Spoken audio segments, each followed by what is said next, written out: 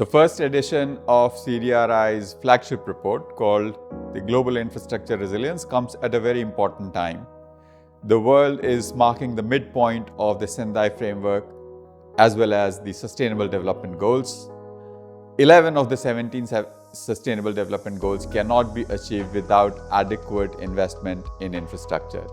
Infrastructure investments are a key driver of economic growth, prosperity, sustainable development, and human well-being.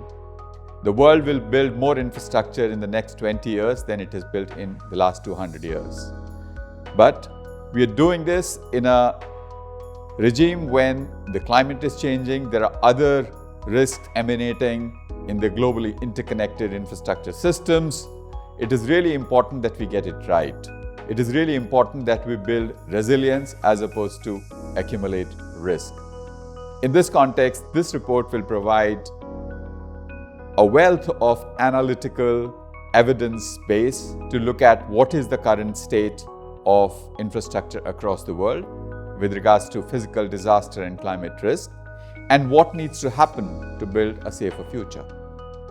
This will be not just a global report, it will also be accompanied with a tool which countries can then use for doing more deep dive analysis to inform their own decision making, inform their own infrastructure investment decisions, to invest in resilience, to build infrastructure systems that serve not just the present generation, but several generations to come. The significance of this report goes beyond the global policy discourse to national level policy processes and even investments in infrastructure at the local level, at the subnational level. CDRI's flagship report on global infrastructure resilience breaks new grounds in at least 3 ways.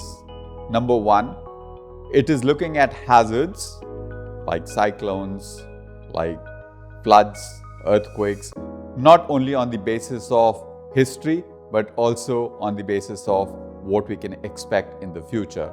There's a new method by which how climate change will affect these hazards in terms of their frequency, their intensity, their geography, which is brought into this analysis. So that's a new thing.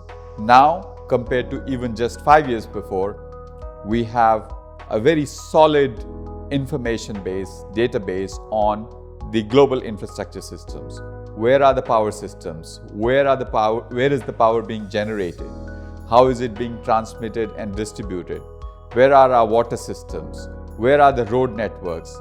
Where are the shipping lanes? We have much granular exposure information as to which are the assets and systems, infrastructure systems, that are exposed to these hazards. So that's the second new thing. And the third thing is that we have much greater understanding of the fragility of these systems at a much granular level.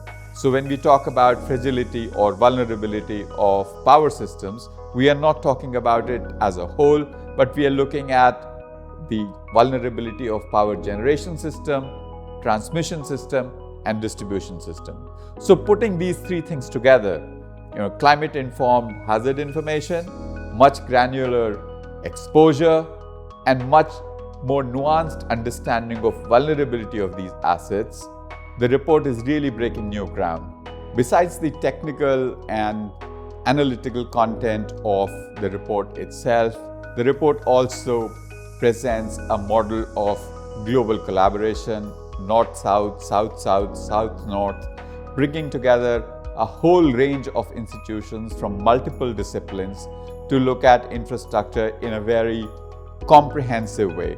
How global collaboration on these issues of global importance needs to happen. CDRI has been very lucky to have a very good partner in UNDP in really weaving this partnership together across the world and delivering a product which is really state of the art.